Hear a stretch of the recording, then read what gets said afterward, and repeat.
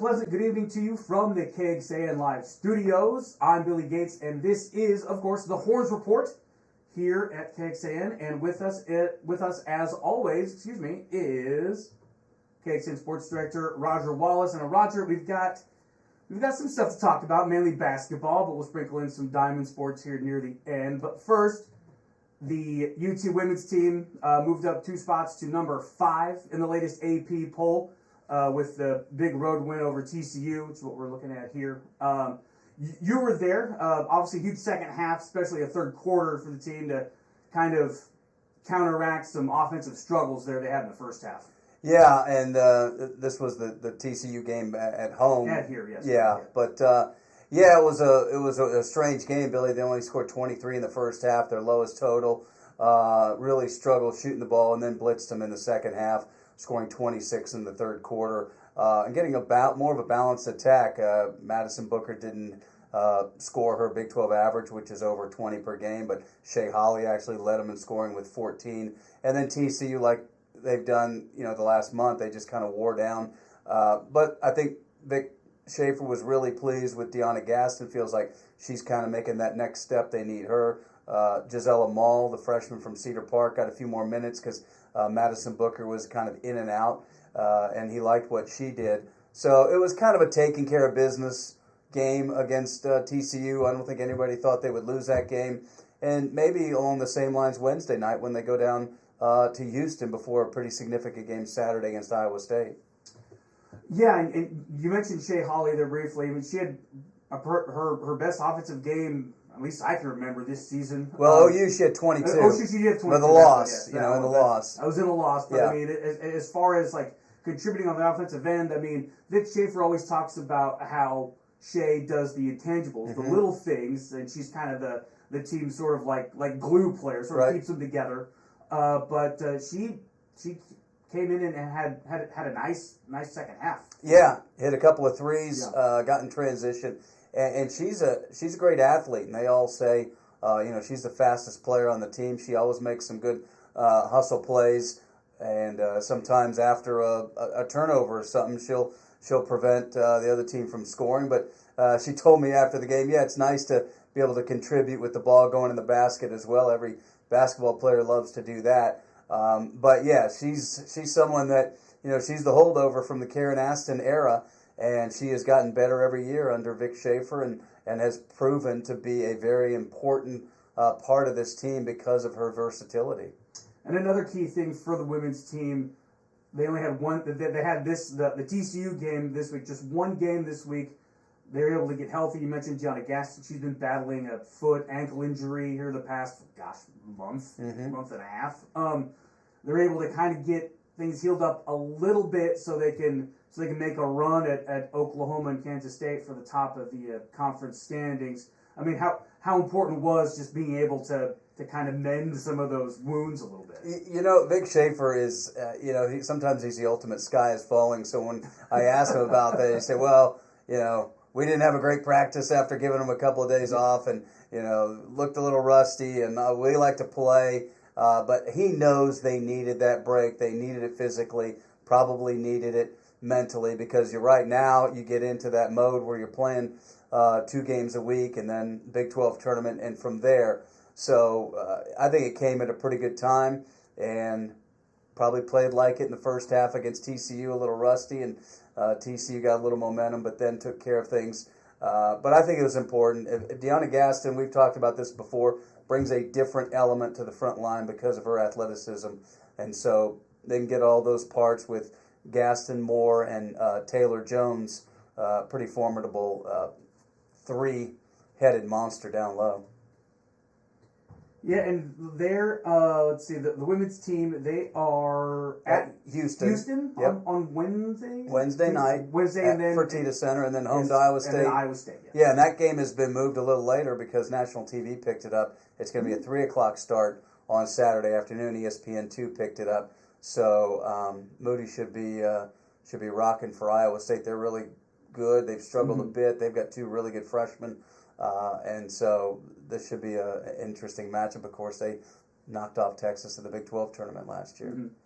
And UT is tied for third in the conference with West Virginia, 9-3.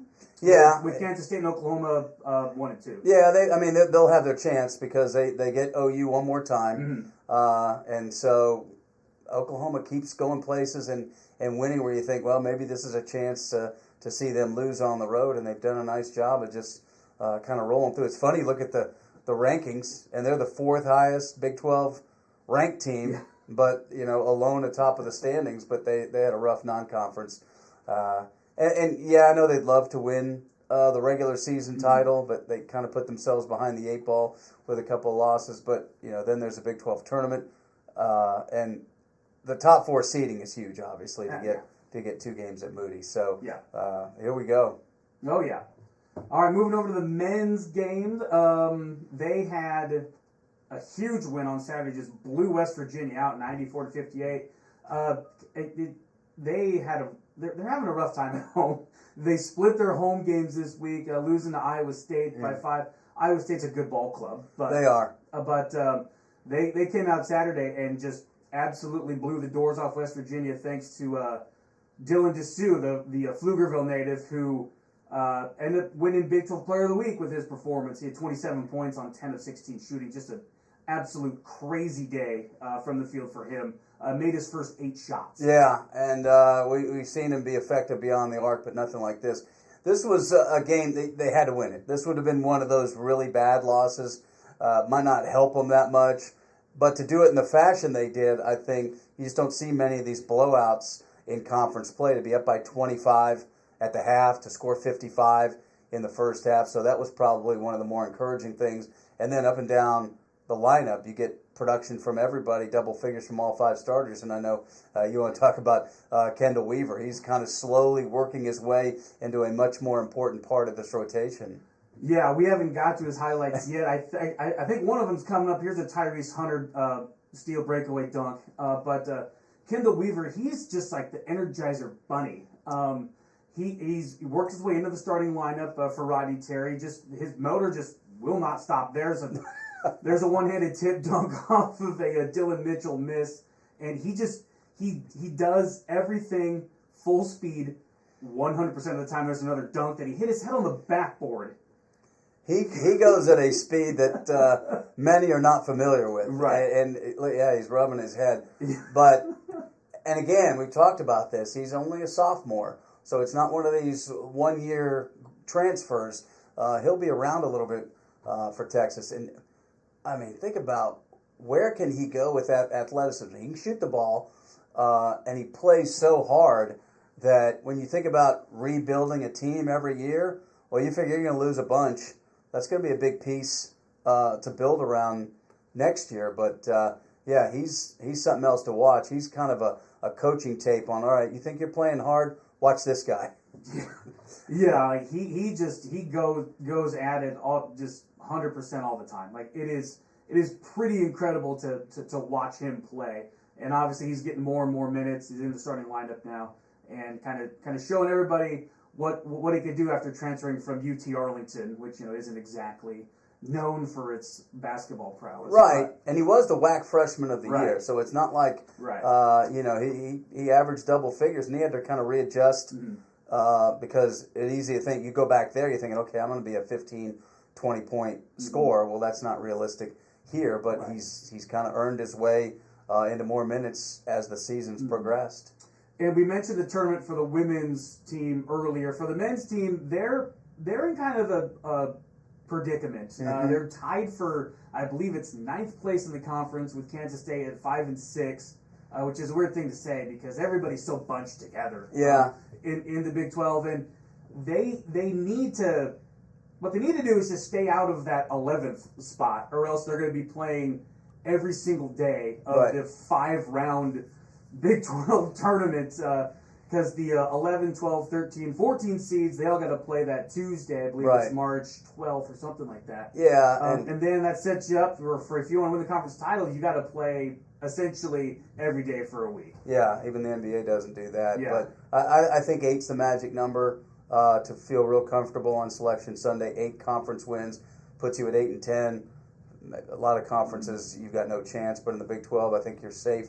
That means you got to win 3 You get to 9, you get to 500, you're going to help your seeding, and then obviously if you can do a little damage in Kansas City. But yeah, it's been strange, and they got a tough one Saturday going to Houston. You know, the Fertitta Center is going to be on fire for their only time to see the Longhorns on their home floor. So he's got to find some wins, and obviously if you can really steal one against one of these ranked teams, that's huge for the resume. Oh yeah. Get that net rating up there. Get a quad 1 win. That could be a difference between a 5 seed, 6 seed, 7 seed in the tournament. Yeah, I think one projection today had him in the first 4. Yeah. That's not ESPN. Joe Lenardi likes him a little bit better. Yeah. I think it's Stadium or Field of 68, one of those. So the Jeff Goodman. Yeah, I think they had him as a first 4. And it's hard to argue because they're 16 and 8. But we'll see, what the last 3 weeks or so does to their record and their computer rankings. Yeah, I believe Lenardi had him at a 7 seed last time I checked. So, I mean that's still that's a weird 7-10 opener. Like that's a high upset game if you can call a 7-10 an upset. No doubt. Anymore. But just have to wait and see. Big 12 tournament about a month away, so they've got 7 games left to improve their standing, improve their seeding, and try to at least get in to that second round area where they're not having to play that extra game. Yeah, and you got the quick turnaround again, Houston, and then the big Monday game against Kansas State. Yeah. Again, another team kind of in Texas's position, although they do have that win. Their signature win is KU. Texas so far is the Baylor game along with the road game at Oklahoma. But again, it's one of those games that it may not help as much as if you lose it at home. It hurts next Monday night. And before we go, I want to get the Diamond Sports in here. Yeah. Baseball's starting up. We'll get to that in a second. However, the UT softball team, they went to Southern California and did some things. They did. Finished 5-0. Run rule for the 5 games. Beat up UCLA. That West Coast softball power that's UCLA. Beat them 3-2 the first time they played, and then hung a 16-0 game on them. Hammered San Diego while they were there a couple times. Beat Loyola Marymount 10-2. They moved from number 5 to number 2 in the softball rankings, and they just clubbed the ball. Holy moly! Yeah, little statement there, and obviously the most impressive is that 3-2 win over UCLA, where they had the 3-0 lead, had to hang on. I think that the Pac-12 Player of the Year made the final out in the ball game. Yeah, so Maya Brady, Tom Brady's nephew. Yeah, there you go. Yeah. So, and now they go from one coast to the other. They're going to play in Florida this weekend in Clearwater, and again they're going to pack in a bunch of games. And Friday's game in Clearwater is at 5 our time, and that leads into the baseball opener on Longhorn Network at 7, where they open it at the Dish against. Same team, the softball team opening against San Diego, Yeah, and they're going to play 4 ranked teams out of their 5 games there in Clearwater. They're going to see Tennessee, they were number 2 in the last poll, but they're going to see Tennessee, who beat them in the Super Regional last year. They're going to see Stanford. They're going to see North Carolina. They're the only unranked team that they're not playing, and then they're going to get Northwestern, and I'm forgetting somebody. Anyway. They've got a packed schedule there in Florida. And the baseball team, like we said, they start against San Diego coming up. And this is being recorded Monday. And Roger's going to talk with head coach David Pierce on More Than the Score tonight. Just kind of give us a little bit of what you and Coach Pierce talked about. Roger. Yeah, More Than the Score on the CW at 9 o'clock. Will come on about 9:45. But his 8th season and just, the one thing was interesting, and I asked him about how long it took to get over the bizarre way the season ended at Stanford with the ball that got above the lights and a tie ball game. Winner goes to Omaha, and from there having to kind of rebuild. And then he'll go over, you got 4 returning regulars of the 8, and then some of the new guys or some of the guys that have earned spots. We have a little thing on LeBaron Johnson, who's going to be their Friday night guy. And the schedule, Billy, they play 8 at home to start with. And then March 1st to March 10th, they get in Minute Maid Park, they get number 4 LSU, Texas State, which That's you'll throw out the records Sure, yeah. baseball game. Yeah. And then number 6 Vanderbilt. Then they get a Tuesday game against A&M. They're number 5. And then they open up Big 12 play that weekend at number 21 Texas Tech. So March 1st to March 10th, they get 7 games, and 6 are against ranked opponents. So we'll know a lot about this team in just a few weeks.